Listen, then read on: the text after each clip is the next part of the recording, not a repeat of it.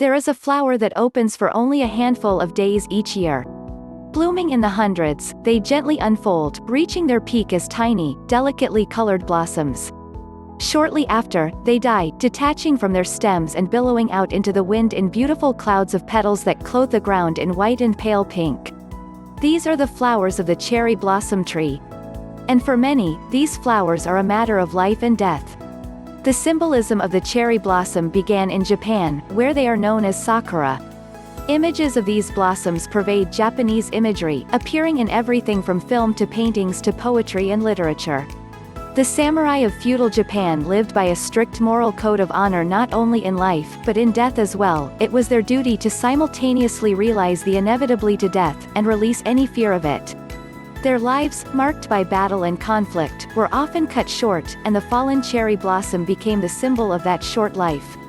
During World War II, the cherry blossom became similarly associated with Japanese kamikaze pilots, who decorated their fighter aircraft with images of the flower before going on their suicide missions, dying like beautiful falling cherry petals for the emperor, as Japanese soldiers were once told during the Meiji period.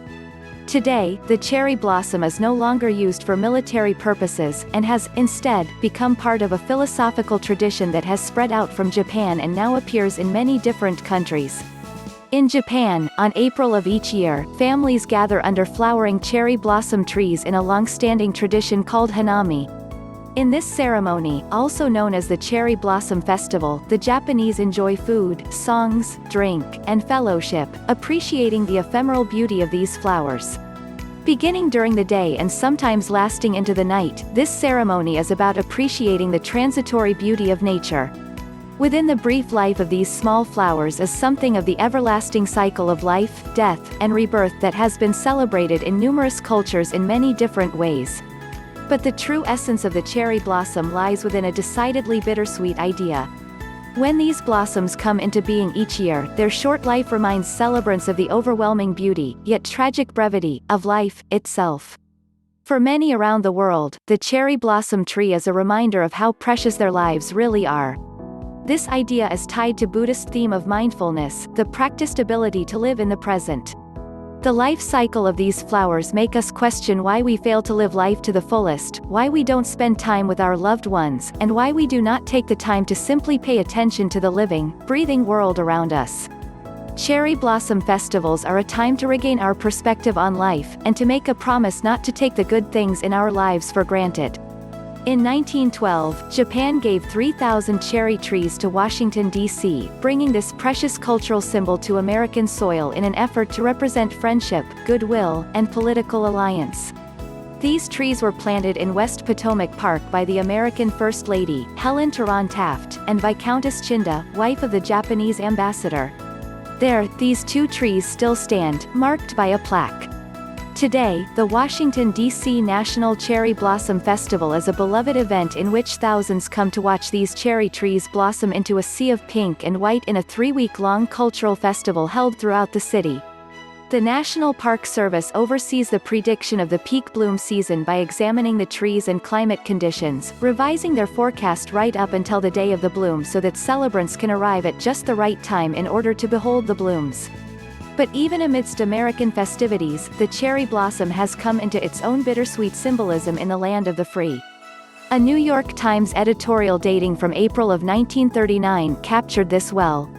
In other world capitals there are trouble and apprehension, but in Washington the cherry trees around the tidal basin are in bloom. The president has gone to Warm Springs for a vacation, and the national legislators, coming out of session, may look riverward over a city already beginning to grow with green.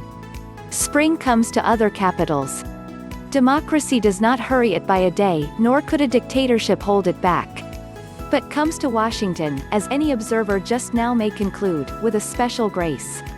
For there, at this time of year, in spite of depressions, unemployment and unbalanced budget, one catches sight of a tranquil and expectant America.